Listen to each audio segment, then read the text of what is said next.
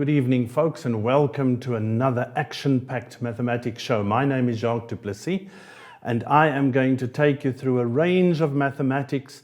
Before we start our business, I just want to also thank Liberty for their generous sponsorship.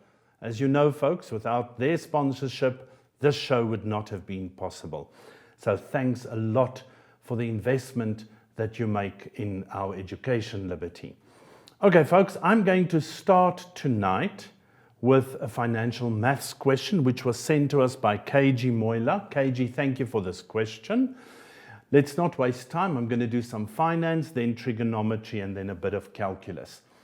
So the question on the screen says the following. Jake takes out a loan for 600,000 Rand. So we know that that is the present value of the loan.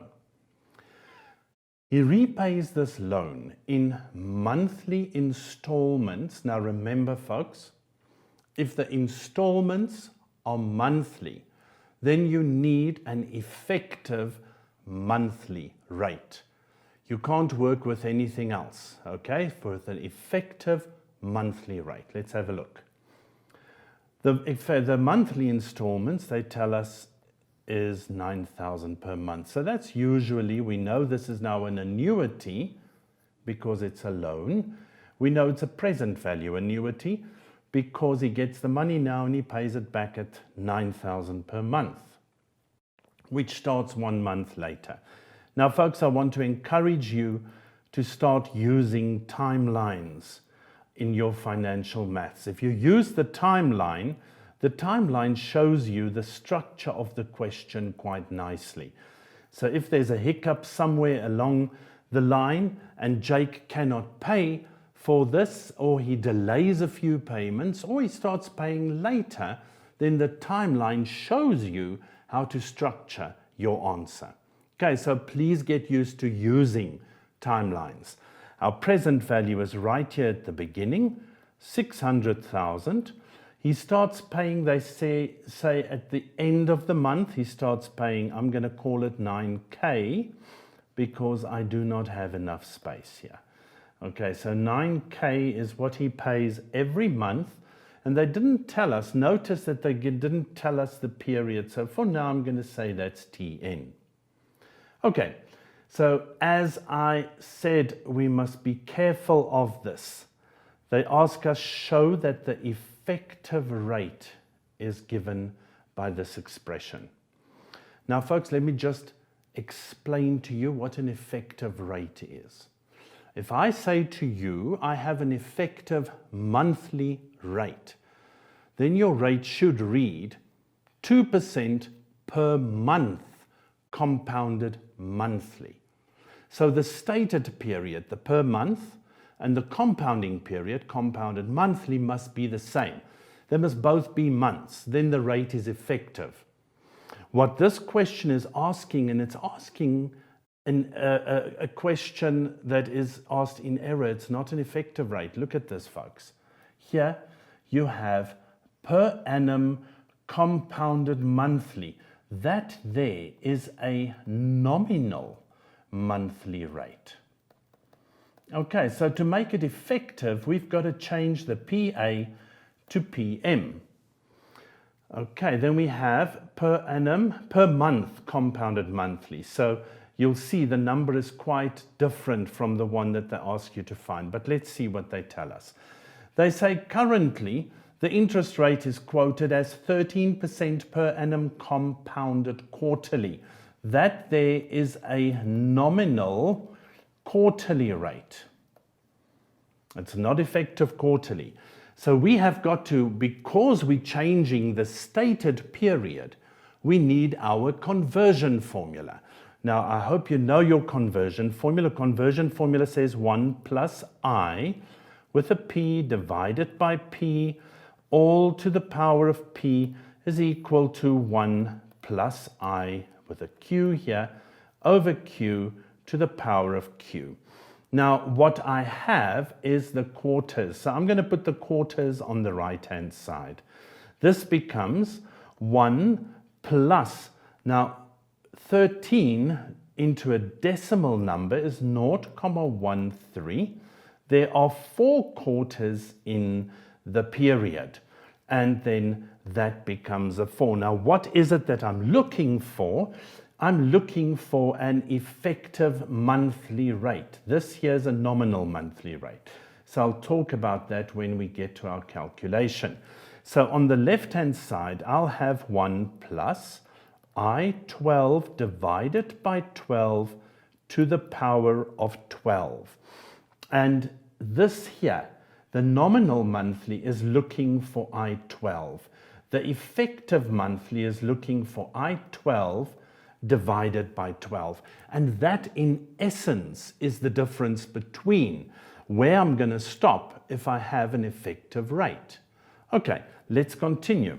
So if I now get 1 plus I12 divided by 12, remember to take the 12th root both sides, I just raise it to the power 1 over 12.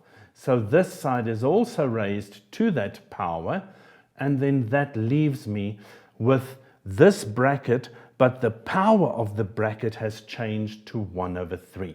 So it's 1 plus 0.13 divided by 4 to the power of 1 over 3. Now, folks, if you put that into your calculator, this number on the right-hand side, it's a simple calculation, it becomes 1,01.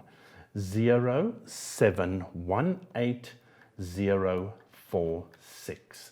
So that we have as our effective monthly rate. Here, we just have to subtract 1 from it. So if I wanted the effective monthly would be I12 over 12. So the 1 came over and I removed it from this number to give me a 0.01718,046. Okay, so that will be I12 over 12. The nominal monthly rate, folks, is this number here. Remember the 1 went across. So we had 0.010718046. But then I have I12 over 12. And as I said here at the top, I don't want it over 12. I'm just interested in I12. So that I multiply with the 12. That takes the 12 away from I12.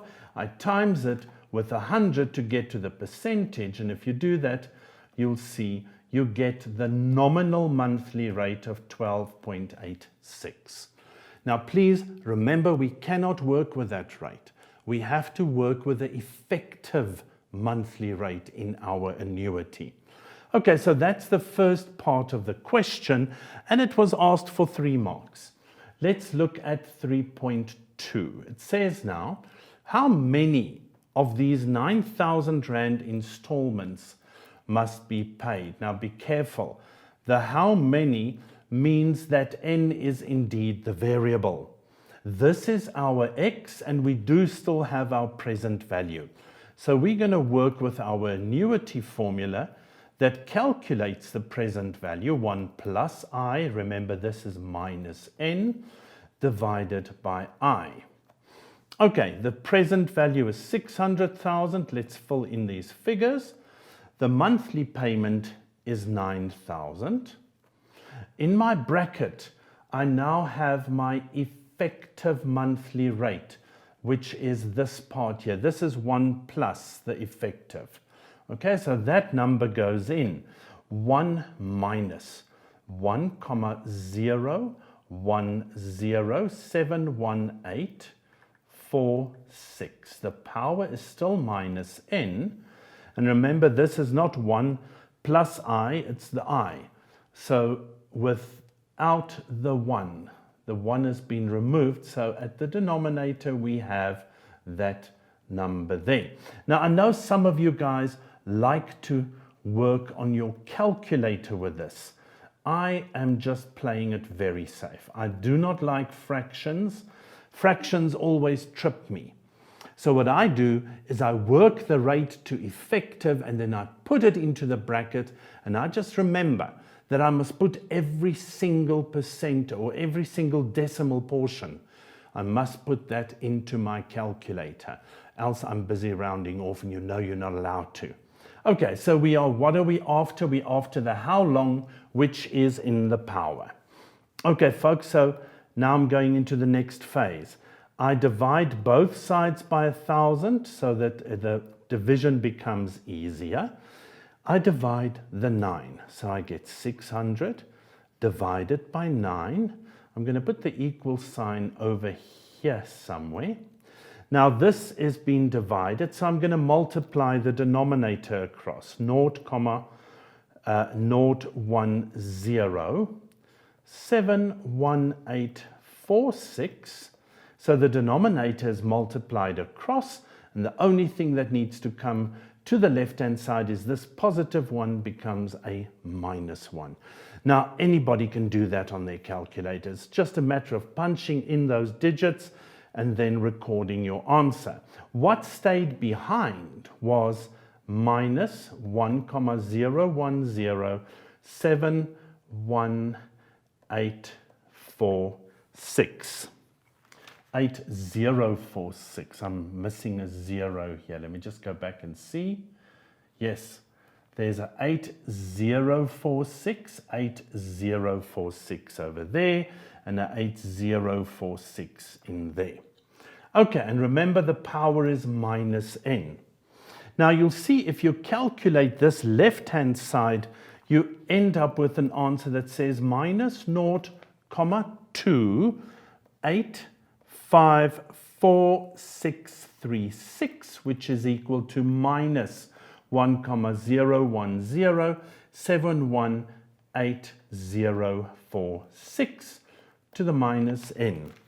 Now on each side of that equation there's a negative, so that will be the first thing I do, is get rid of those two negatives. So let's make this a positive and that a positive. And now you can see your n is in your power kg, so you're going to use your exponential laws. Now remember, what does the law say? It says a to the x equals b, so x is the log of b divided by the log of a, or x is the log base a of b. Okay, so what is minus n? Minus n is then, we're going into the third phase of the question, the log of 0,2854636 divided by the log of 1,010,718,046. Now that again is just a simple calculation on your calculator, and you'll see you get minus 117,5911, and there's a few more decimals. Again, the negative disappears. There's a negative on both sides. Okay, so what does this answer mean? This answer is telling us there's 117 payments of 9,000 each, and then there's that final payment which is less than 9,000. Okay, so let's answer the question that they asked. Therefore, there are 117 payments of 9,000 Rand each. Okay, that takes care of our second part of the question. Let's see what they ask us next. Now they want to know, oh, okay, we see there is a final payment. So tell us what that final payment is. Now let's just quickly structure this. You've made 117 payments in the annuity at 9,000 per month. The original amount of the loan was 600,000. So those 117 payments took some of this capital away. So what do? We move it all back to the 600,000. So I'm going to call that final payment, let's give it a name, let's call it Y. This Y will be the amount that the loan was taken for, minus the 9,000 payments in the annuity, so 1 minus 1, 010718046, and the difference is I now know that there was 117 of those payments. The bottom is just an I, 010718046. And what does that do? Let's go back to our timeline right at the beginning. That takes everything. So we now know that this is 117, and we know there's a final payment at 118, and we're calling that payment Y. So everything comes down back to the start of the timeline.